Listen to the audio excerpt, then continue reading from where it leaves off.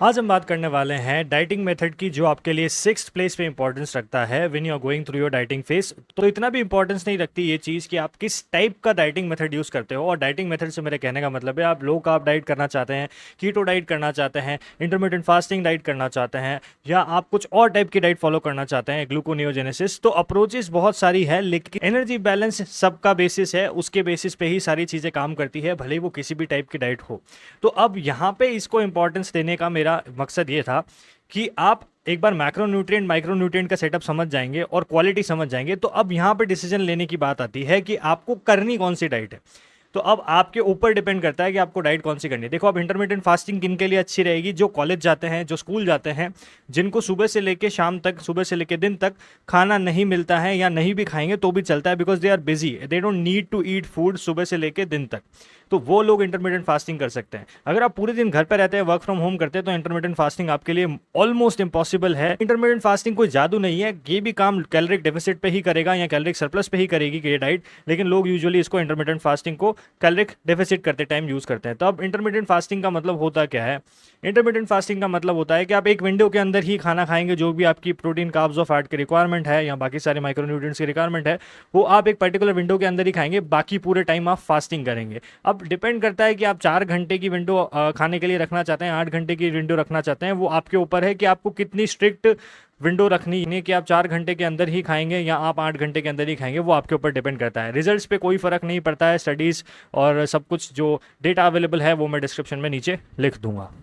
Second method जो कि use करते हैं, जिसको कीटो डाइट कहते हैं। अब कीटो डाइट के अंदर क्या होता है, आप फैट के ऊपर आ जाते हैं और आप सारी एनर्जी ऑलमोस्ट जो है वो फैट से बनाते हैं।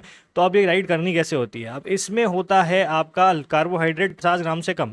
अब कार्बोहाइड्रेट 50 ग्राम से कम होता है, उसके अंदर भी आपको कोशिश करनी है कि आप 20 से 25 से 40 ग्राम फाइबर लें, जो कि वेजिटेबल्स से मिल सकता है। फ्रूट खाएंगे आप रोटी खाएंगे, आप चावल खाएंगे, तो आपकी कीटो डाइट खराब हो जाएगी। तो कीटो डाइट में यूजुअली आप क्या यूज़ कर सकते हैं सोर्सेज? देखो, अब जो नॉनवेज खाते हैं उनके पास तो काफ़ी सोर्सेज हैं, क्योंकि फैट्स और प्रोटीन वाले सोर्सेज बहुत सारे मिल जाएंगे।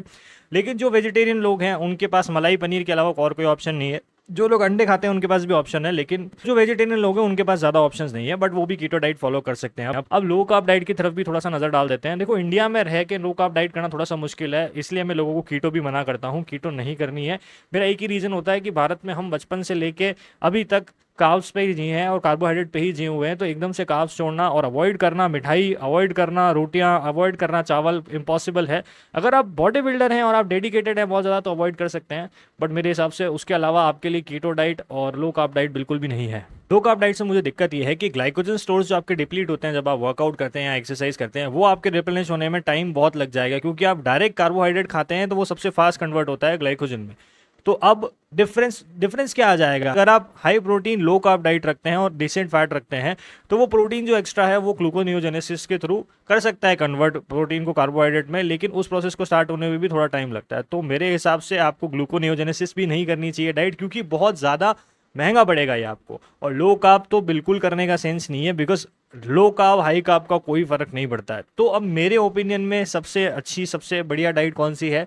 देखो, मैं इंटरमीडिएट फास्टिंग, मैं लो कार्ब डाइट, मैं कीटो डाइट, मैं सब डाइट्स लिखता हूँ, सब डाइट्स लोगों को बोलता हूँ कि आप ये कर सकते हैं, ये कर सकते हैं, ये कर सकते हैं, बट डिपेंड करता है इंसान पे। तो इसका सीधा जवाब है, डिपेंड करता है आपके ऊपर कि आप क्या सोर्सेज यूज करके क्या करना चाहते हैं।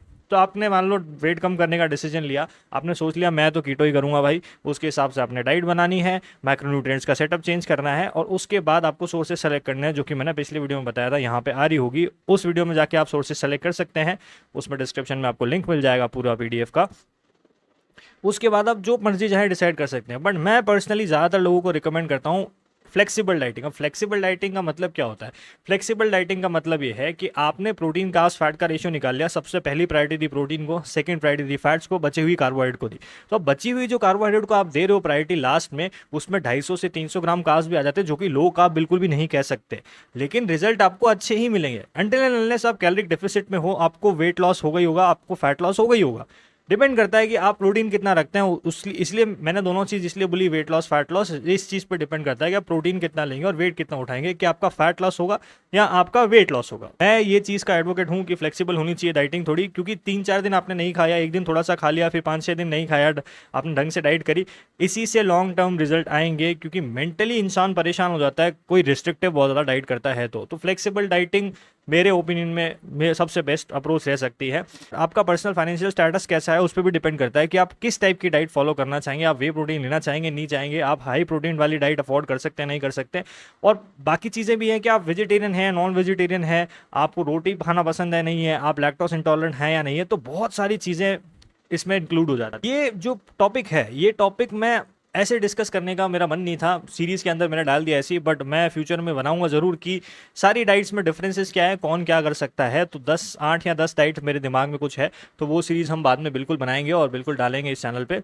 तो मेरे हिसाब से डाइटिंग मेथड की जो वीडियो थी ये आपके लिए इतनी इंपॉर्टेंट नहीं है, आप जो चाहें चूज़ कर सकते हैं।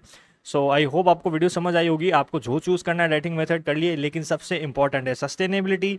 सेकंड सबसे इंपॉर्टेंट है आपको एनर्जी बैलेंस का ध्यान रखना है, calories in versus calories out, deficit surplus का ध्यान रखना है। थर्ड आपको मैक्रोन्यूट्रिएंट्स, प्रोटीन, कार्ब्स, फैट का डिसीजन लेना है ये डाइट वाली वीडियो देख के कि भाई मुझे कितना प्रोटीन, कितना कार्ब्स, कितना फैट लेना है, कीटो करनी है, इंटरमिटेंट फास्टिंग करनी है, क्या अप्रोच लेनी है।